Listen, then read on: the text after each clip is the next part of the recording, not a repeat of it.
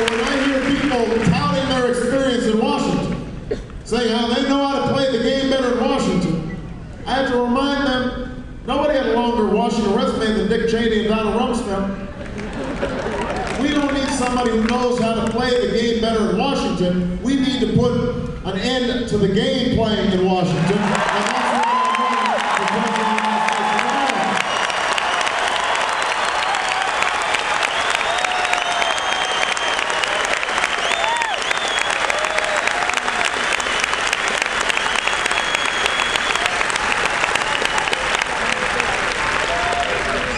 But here's the thing, Missoula. I can't. I just like saying Missoula. That's a good name. Missoula. It goes with a lot of vowels. Same here's the thing, Missoula. I can't do it by myself. I can't do it by myself. One of the things that I understood very early in this campaign is that the only way we can pull this off is if the American people decide that they want change. When we started, we had no idea how we were going to raise money because we're not taking PAC money. We're not taking money from federal registered.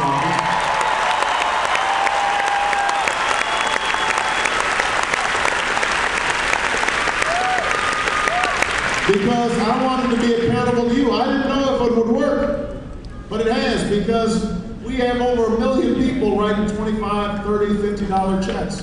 We didn't know whether or not we could compete with organizations that had been built 20 years ago. I mean, all the establishment folks were endorsing other candidates. I didn't know if it was going to work. Me coming out here, that guy, funny name. Big ears. We didn't know, but what we knew was if we were going to be able to compete, it would have to be a grassroots movement. That people would have to get organized and make it happen, and that's what's happened. That's why we won twice as many states as the other candidate in this race.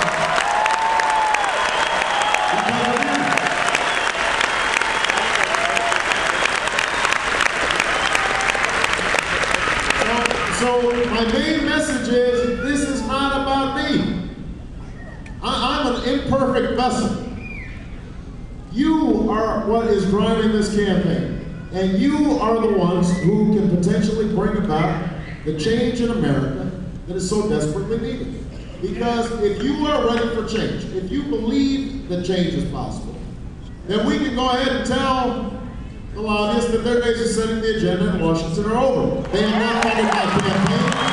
They will not run my White House. And they will not drown out the voices of the American people when I'm president of the United States of America.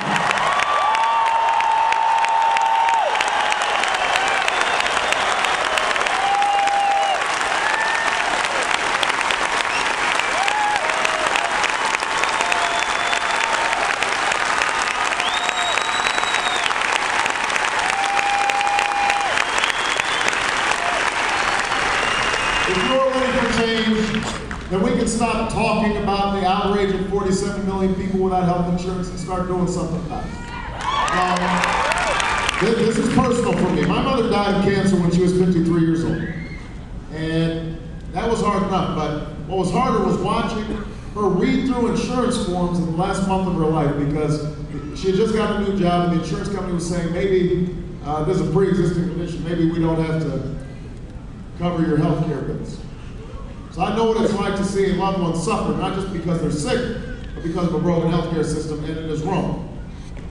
And that is why I have said that I am going to put forward a plan that provides health insurance to every American who wants to get health insurance. If you've already got health insurance, we're going to lower your premiums by $2,500 per family per year. If you don't have health insurance, you'll be able to get a plan that is at least as good as the plan I have as a member of Congress.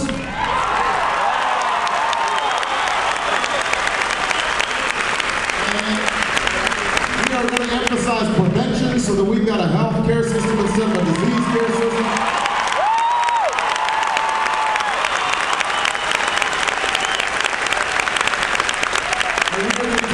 drug companies to lower prescription drugs, and we are not going to wait 20 years from now to do it, or 10 years from now to do it. We are going to do it by the end of my first term as President of the United States.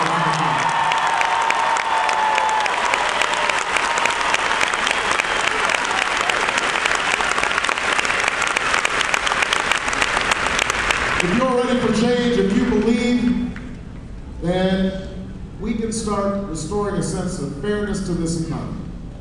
You know, look, I believe in the free market. I believe in capitalism. I believe in entrepreneurship.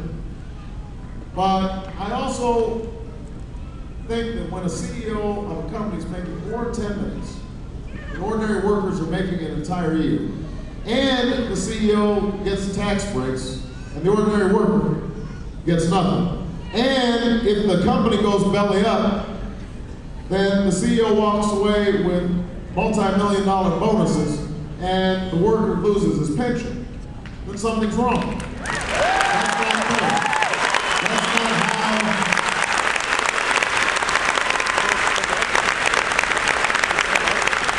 That's not how this economy grows. That's not how it prospers. I know George Bush thinks so. He calls it the ownership society. What he really means is you're on your own. But that's not how historically America has been built. We grow when we're in it together, when we recognize that everybody's got to prosper.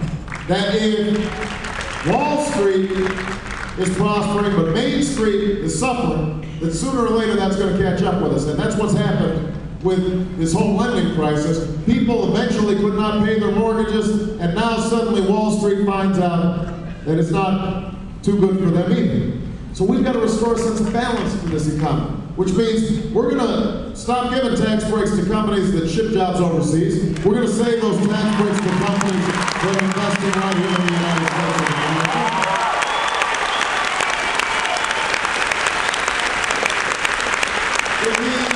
It means we're going to roll back Bush tax cuts for the wealthiest Americans and give tax breaks to ordinary Americans who are working real hard right now and struggling to pay the bills. I want to cut taxes for people making $75,000 a year or less. Cut them. Save the average family about $1,000 a year so that they can pay for all the higher prices that they're paying. I want senior citizens, if you're making $50,000 a year or less, I don't want you to pay income tax on your Social Security because you're already struggling, you're under enough strain.